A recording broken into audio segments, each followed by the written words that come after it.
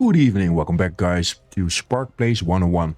Today I'm gonna explain to you guys, if you started just for the first time or you just start your world or whatsoever alike, you will have most of the times, if this is relevant to you, you will have these options on the right, and most times it could be a bit confusing, like what do I choose, what's the best option? I'm gonna quickly explain to you what does. You have the drop pod. The drop pod is the most time used option. It's just like a little base that goes from the sky to the planet or asteroid or whatever option you have, and be a stationary base. It just gets kind of stuck after it is placed or it is on the ground. It just gets stationary, and the only way you can move it is adding thrusters to it or adding mobile options to it. Most of the time it's just a stationary base that you know won't be gone if you an issue or if a player comes by. Well, if a player comes by and he grinds it, then of course it's gone. But anyways, that's not what we are here for. What am I doing? So in case, the drop pod is the most reliable option. It just allows you, so if I go, I'm just gonna show it. You have the Earthlight drop pod. You start like this, you just start here. You will be pummeling down to the ground. As you can see right here. We have a bit of thruster options here, so I don't know if can I change the thrusters right here. Oh, there we go. Look at that. Okay, so as you can see right here, we have thrusters that I can turn off, by the way. I suggest you keep them off. Reasoning for it, you might be, just like me, I'm doing right now, swaying from one side to another. There's always going to be a parachute automatically opening if you're near a percentage of the ground. So you will always, well, most of the time, be saved without a problem. So there you go. It's right now just going to be on the ground. It automatically locks to the ground, so it's right now stationary. You can go exit it with F. This is the control seat you'd be in. This is going to be your cargo, or the H2O. It will have some ice in it. It will have some hydrogen bottle. It will have a oxygen bottle. Oxygen bottle is used for if you're in space, because you will need something to breathe. And the hydrogen bottle will be your jetpack fuel that you will be able to replenish by going back into the O2 H2 generator. And if it's empty, just throw it back in and take it back out. It does rely on ice. Ice will be the main thing used if your hydrogen bottle or your oxygen bottle is empty. That also goes for the little one on the left, your H2 and your O2. If it's going to be low and you want to replenish it, you will need to go to your computer, and that will also eventually be using your ice. So ice is fairly important, Most important for your first starting base is going to be your energy, your battery and whatnot. So this right here is going to be your battery. This is your battery. That is the one thing that is keeping your stationary drop pod alive. If it does not have it, it's going to be off and you will not be having the choice of respawning at your drop pod. But, so in case you do die, you want to maybe give it a name. So spawn here. There you go. So right now, if I die and plummet to my death, just like that, I will spawn right back at the ship. In case you want to move it or you don't know what it's for, you just see that you're able to get a lot of components from the block. You'll be like, well, I need that. But like if you die, just like this, just like this, well, you won't respawn anymore at your respawn pod. Just like that, it's no longer an option, and I would suggest just saying goodbye to it, because most times you will never or have a minimal slight chance of finding it back. So that's respawn pod for you. The next one, we will have a kind of a respawn pod rover.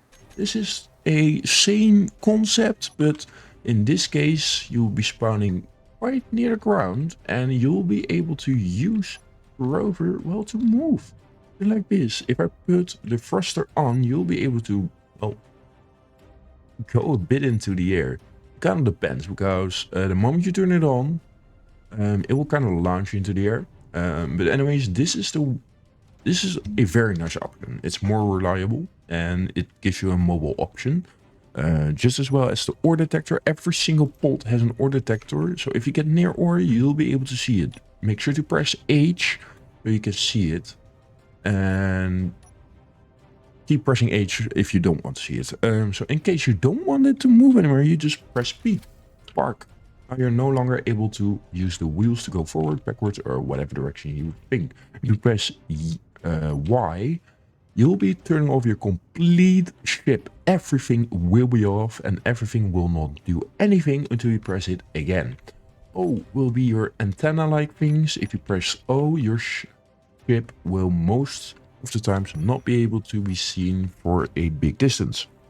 Alright, so this is gonna be the respawn pod. I'm gonna remove this for a little bit. And the computer, that's gonna be on this side. Private kit. You might want to, by the way, remove this one. So let me just quickly see if that's correctly said. Yes, the computer will be behind that block. I forgot, sorry. That's why I just came to check again. Alright, so right now if I just... It's so...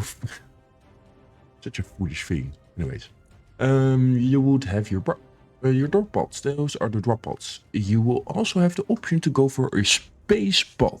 So in case you want to challenge yourself, because most resources that you want to start with are on a planet. Iron nodes or veins, nickel veins, silicon veins, so much is on a planet.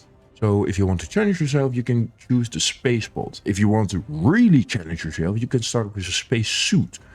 But I don't suggest these things because eventually you will need to be able to put a survival kit or a basic assembler, and you need to refine the ores or the stone into the components. And well, if you don't have a basic assembler, refinery, or survival kit to refine them with, how are you gonna do it?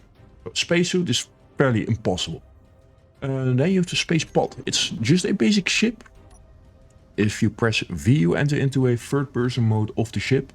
And I really like this because you will have your ship. You start in space and you have your first thrusters. You will have your battery. It's just a basic ship. This ship does not operate in atmosphere. So if you are planning to head into a planet with this ship, be prepared to die. So this was kind of the tutorial. By the way, I forgot to completely mention a quick tutorial. Your survival kit will be right next to you. So if you are in your ship, that's going to be like this. You press F and you exit it. Here's your survival kit. This is also where you spawn. You'll have your doors right here. You keep the doors closed because if you just saw, all the oxygen is leaving. You will have your car container right here. So your oxygen and H2O bottles. This will be your, what is it? Your O2 H2O tank. This is your engine. This will keep the power to your ship. So let us get back and back. If you get back into your seat, you will also have the option for your, let's just see here, for your air vents. This is to depressurize or pressurize your vents. As you can see, it's right now green, so it's giving us oxygen. If we press on, it's gonna take out all the oxygen. That's blue. Blue means it's slowly or trying to take out every single bit of oxygen in this room. The vent will remove air from the room and store it in tanks. That's exactly it. But right now it doesn't do that. Don't know why, don't know how, don't know why. So that's kind of it, guys. I hope you had some good information on this topic, and I hope you guys will be able to use it in, well, your upcoming worlds. So this is more an explanation what to do in your survival case. If you're gonna go with multiple players, I suggest a mobile option so you could move in groups, because most of the times you will not be spawning next to each other. So I suggest a mobile option. Hey guys, I hope you enjoyed watching. I hope you also had fun, because I know I do. Well, be prepared in case you are gonna choose a respawn choice. Right. Because you don't want to end up like me, do you? Because right now I'm heading into this rock face first, and I will need a place to